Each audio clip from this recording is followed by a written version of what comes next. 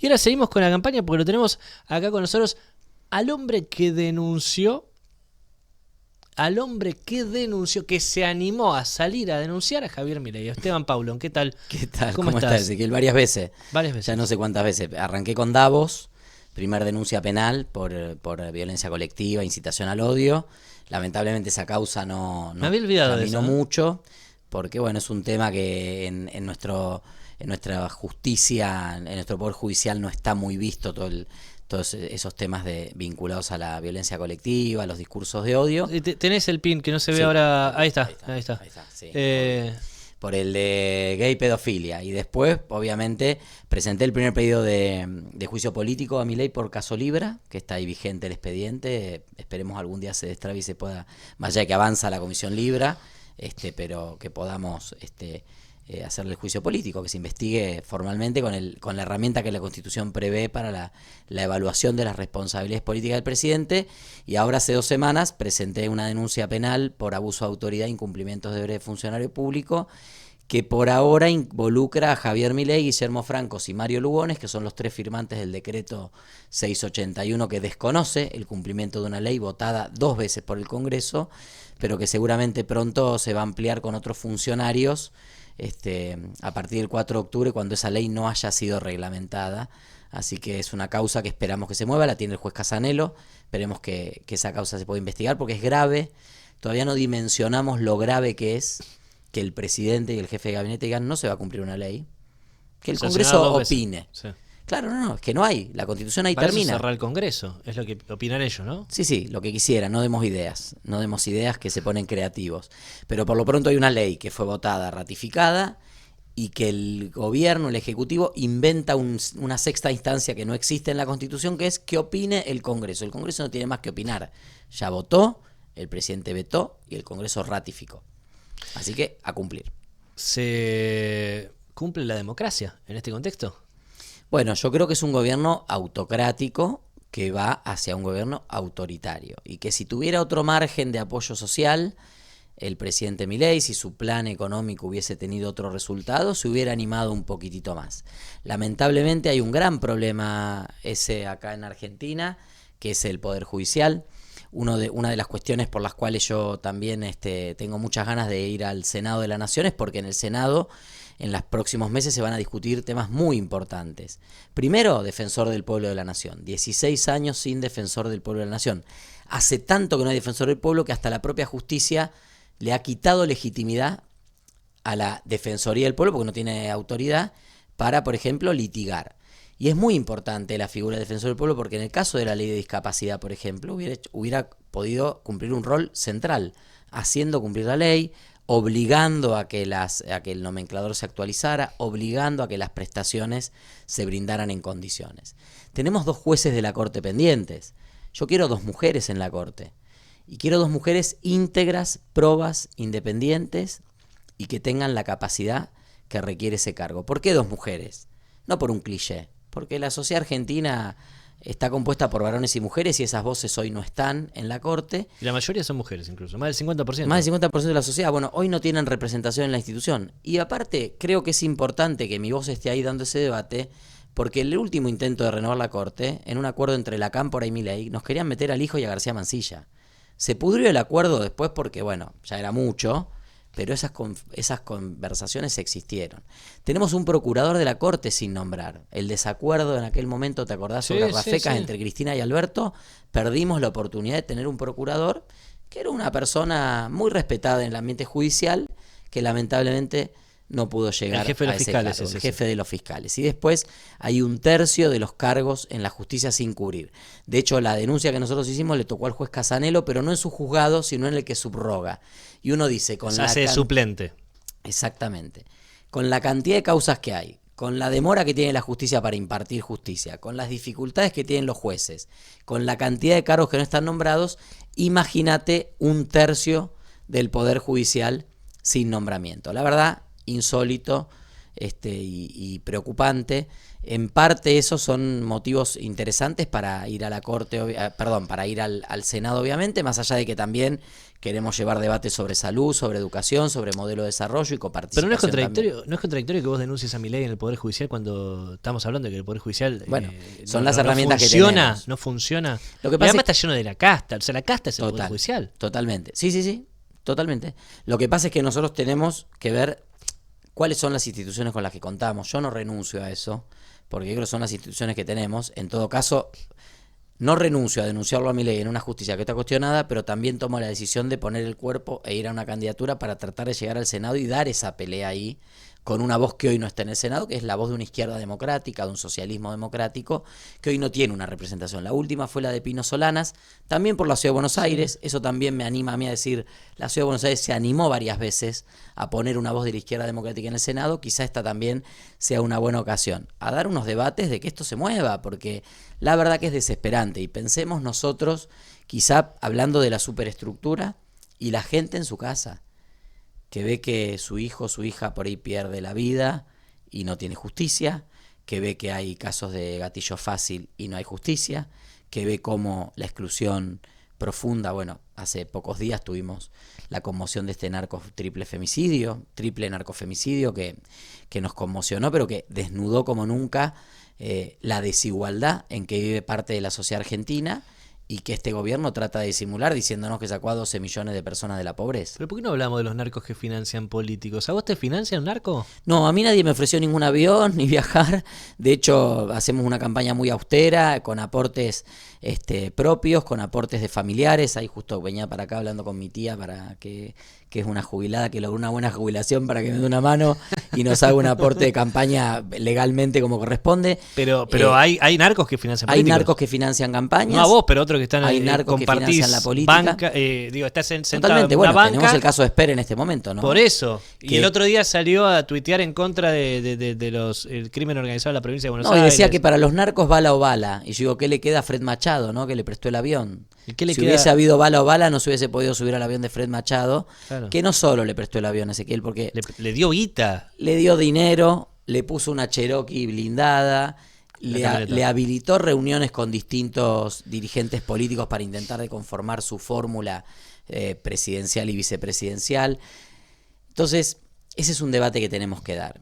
Y yo cuando en la Cámara, por ejemplo, veo diputados y diputadas que dicen voy a donar mi sueldo, voy a soltar, yo quiero contarle a la gente que si yo dono mi sueldo no pago las expensas. Claro, ¿y cómo hace ese diputado que dona el sueldo para vivir? ¿Dónde están los negocios? ¿Cómo hacen para vivir? Porque hay gente que le pone plata atrás. Y en la gestión pública y en la política y en un cargo de diputado y sos funcionario en un gobierno. Dependiendo en qué provincia, no todos los lugares son iguales, o si es el Congreso, la Cámara, el Senado, podés vivir bien. Podés pedirte una comidita un día a la semana para no cocinar, podés ir a comer algo afuera, podés ahorrar algo para irte de vacaciones, no te haces rico. Yo, lo poco que tengo, se lo debo a mi viejo, que laburó toda la vida, que era abogado, nunca se dedicó a la política, era abogado, escribano, y pudo darnos una mano para iniciar nuestra vida independiente, a mí y a mis hermanos. Yo no me puedo comprar una casa con lo que gano diputado, no puedo sacar un crédito hipotecario. Entonces el que viene y dice, yo dono, que vengan, no hay que pagar, que no se pague. Entonces yo digo, no, demos los debates que tenemos que dar. El debate del financiamiento de la política es un debate importante, porque de eso depende que la política no se tenga que financiar con el narco y que no sea tan abismal la diferencia y la posibilidad de las distintas opciones políticas. El Partido Socialista, que es uno de los partidos nacionales de Argentina, no somos muchos los partidos que tenemos personería nacional. El Partido Socialista y los partidos que tenemos la personería nacional recibimos como financiamiento para funcionar 1.200.000 pesos por año. 1.200.000 pesos. Por año, congelado. Es el salario de un trabajador. En un mes. No, ni siquiera. Las dos personas que trabajan en el partido ganan más que eso por mes. Pero esto es todo un año, o sea, no pagás la internet.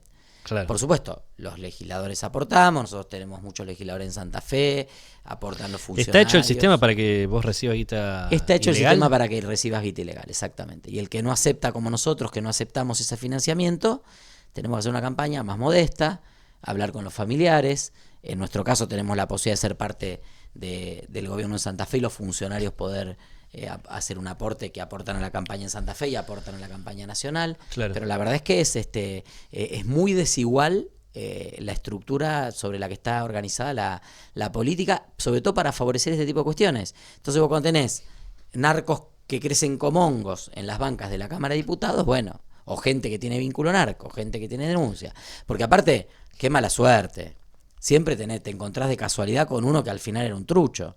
Claro. Yo digo, a mí nadie me vino a ofrecer un avión para hacer campaña. Pero dice que él no sabía nada porque no vio él la plata, se lo aportó a la campaña. Bueno, pero el avión lo agradeció. El registro de él. la causa en Texas dice que no, que fue personal. Y al avión se subió él. ¿A vos te ofreció alguien un viaje en avión? Pero le agradeció a Fred Machado por haber viajado en avión, ¿eh? Sí, yo nunca viajé en un avión privado.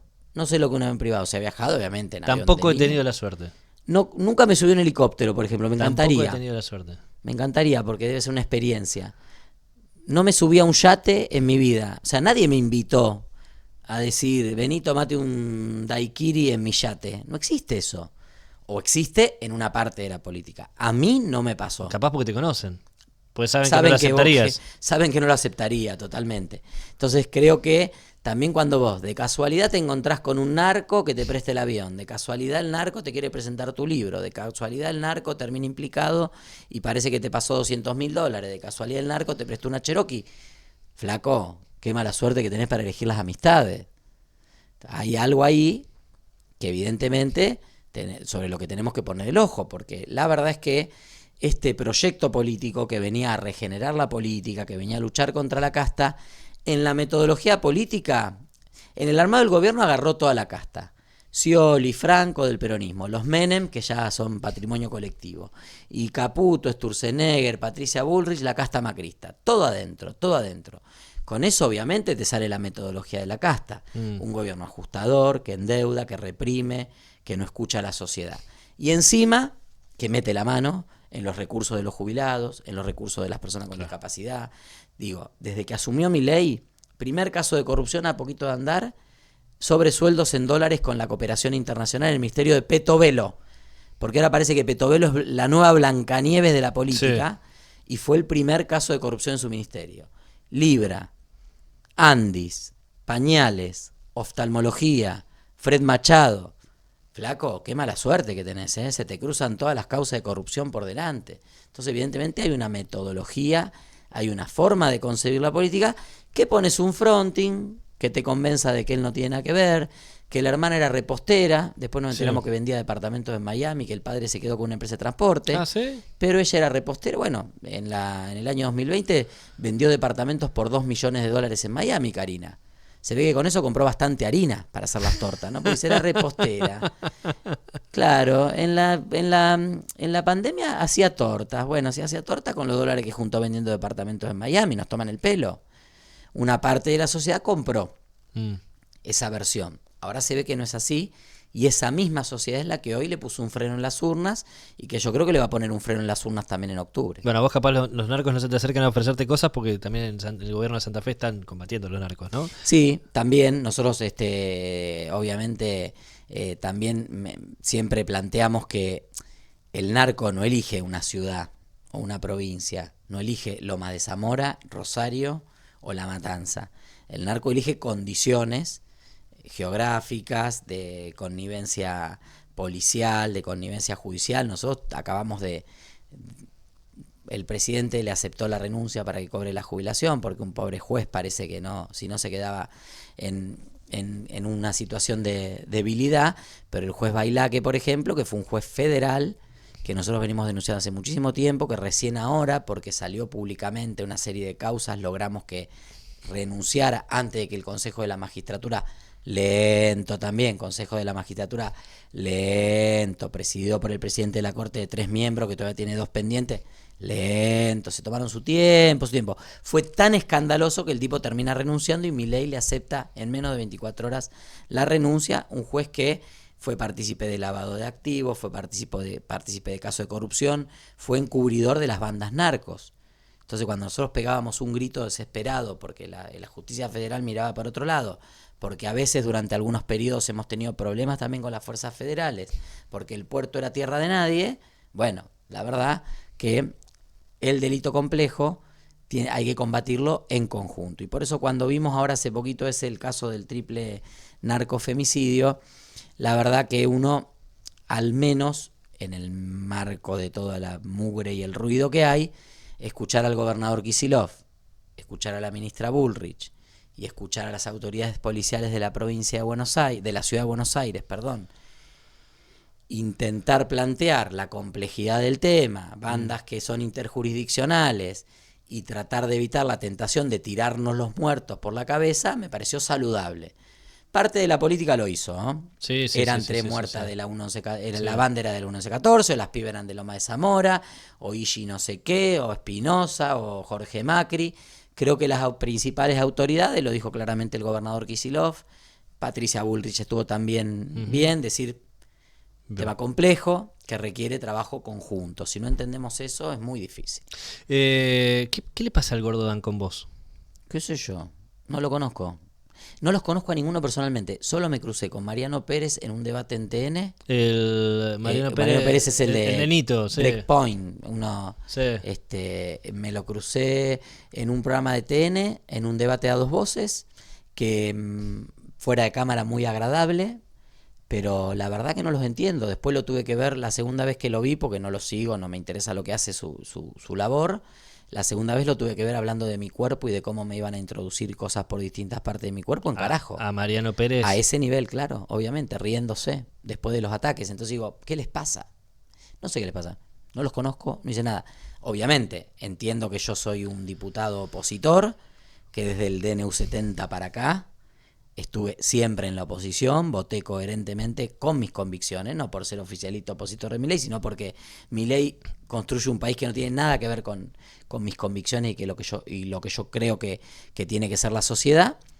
Y bueno, evidentemente habré hecho algún ruido, habré pisado algún callo, habré tocado algún interés que hizo que salieran durante 3 semanas de calendario a atacarme sistemáticamente. Nosotros en las pericias informáticas que aportamos a la causa judicial que está avanzando por suerte y que entiendo... ¿En qué causa? Yo denuncié a La Derecha Diario, Carajo, Ah. Dan, el abogado Sarubi Benítez, Sí. etcétera, Pablo Pasos, que es el gordo Pablo, que es el primero que me sale a atacar.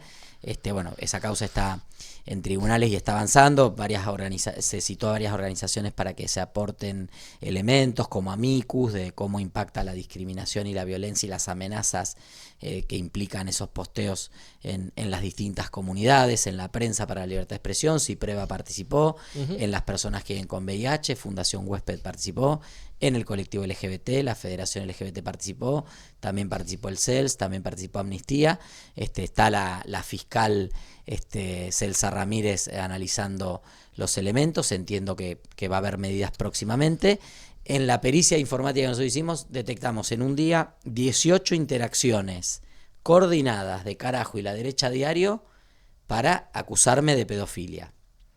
Mirá vos. Carajo ponía una cosa, La Derecha Diario lo levantaba en un posteo. Y Carajo tomaba el posteo y lo volvía a decir, y La Derecha Diario volvía 18 veces, un rulo, un día. En un solo día. Ahora 18. que hablamos de rulos Sí. económicos. Rulo de la ese ataque, difamación. esa discriminación está bien, generar odio hacia algún sector, pero vos decís algo sobre la nueva religión del presidente y te hacen una denuncia penal ellos. Bueno, te hacen una denuncia penal ellos, Eso, que eliminaron el INADI, porque era un organismo hecho para perseguir la libertad de expresión. Sí, a ver, la libertad de expresión es un principio que tenemos que cuidar. Y no es precisamente el presidente el que la cuida. No es libertad de expresión esto, Esteban. Bueno, una vez que vos te expresás, puede haber consecuencias penales. Claro. Los discursos de odio no son libertad de expresión. Pero hay discursos de odio que están bien y discursos de odio que están mal. No, por supuesto que eso es una barbaridad. Pero es así. Es así. Acá en este gobierno es así. Es una barbaridad. Sí, podés decir tal cosa de mierda y no podés decir tal otra cosa de mierda. Claro. Eso es antojadizo, Exacto. es parcial, desvirtúa el sentido de lo que son los discursos de odio y a su vez también termina caricaturizando el impacto que pueden tener los discursos de odio en una sociedad. Pasó un poco en algún momento con el INADI. ¿Te acuerdas que en un momento era cualquier cosita era te denuncio en el INADI? O sea, se terminan banalizando las instituciones, terminaba haciendo chistes banalizando de eso, las figuras, y eso te quita herramientas. Entonces, cuando cerraste el INADI, parte de la sociedad dice, bueno, menos mal, porque si eso del INADI era cualquiera.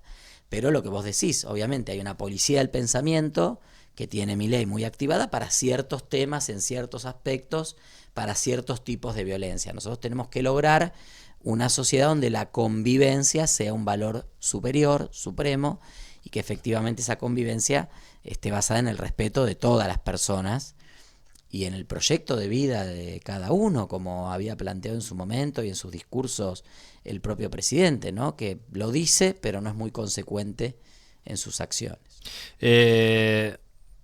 Para mí tuvieron una infancia muy traumática estas personas, vos decís... Desconozco. No, bueno, pero eso, una persona que odia tanto y además se la agarra con ciertos algo le pasó en la vida. Algo le pasó en la vida. Sí. Sí, hay, evidentemente, lo que seguro no tuvo fue un contexto que lo educara a ser una persona razonable, educada, reflexiva y que apueste a la convivencia. Eso de movida. Después él mismo ha relatado, ¿no? Situaciones de violencia familiar, etcétera. Sí. Y personas del colectivo LGTB que vos ves apoyando a Milei a pesar de todo esto. ¿Qué te genera eso? No, hay un dicho que se usa mucho en el colectivo que dice: lo puto no quita lo facho. Y creo que cuando uno tiene una formación determinada y tenés una visión de mundo y pensás que porque resolviste tu metro cuadrado... O sea, hay gente que estaba en contra del matrimonio igualitario hasta que la ley se aprobó y fue a casarse, porque a él le venía bien. Cuando nosotros empezamos la campaña por el matrimonio igualitario, la ley de unión civil, etcétera, hace muchos años, teníamos gente que nos decía: mirá, yo ya resolví con escribano, nos pusimos un auto a nombre de cada uno, una casa a nombre de cada uno, dividimos la propiedad, hicimos una sociedad y tenemos 50% de acción, así que estamos protegidos. Y te voy a decir: mirá, la verdad que el matrimonio no es para que vos puedas dividir un departamento 50 y 50. No es para el que no tiene nada más que tal vez una obra social o una cobertura de algo por su pareja, esté bajo la forma legal y pueda acceder al mismo reconocimiento que recibe cualquier otra pareja. Después vino la lucha, vienen los derechos, viene la marcha. Yo no juzgo, cada uno hace lo que quiere. Sí me parece que obviamente no cae bien en una comunidad que mayoritariamente se siente agredida por el presidente. Claro. Y también el presidente cae en el cliché de tengo un amigo gay. O sea, cuando fue Davos, echó mano de Roberto Piazza. Sí. Yo tengo un amigo gay. ¿Cómo me vas a decir que dije que los gays son pedófilos si yo tengo un amigo gay que aparte fue víctima de abuso sexual infantil, que lo ha relatado el propio Roberto Piazza y está casado? Entonces, bueno, tengo un matrimonio de amigos gays. Me río, pero es gravísimo lo que... Bueno, nosotros damos otro debate. Yo lo di en su momento, lo sigo dando. Me parece que todo el mundo tiene derecho Tampoco creo que ser gay tenga que ser izquierda, o ser progresista, o ser peronista. No, pero por lo menos cierta autodefensa, ¿no? Sí, pero bueno, no se le puede exigir a nadie. Sí, claro. Hay que ejercer una acción pedagógica con la sociedad, más que con la comunidad, para que efectivamente la sociedad comprenda por qué es importante no estigmatizar de ese modo, porque es importante aportar a una sociedad plural. Gracias, Esteban. No, a vos, como siempre. Diputado nacional, candidato a senador ahora por la ciudad de Buenos Aires.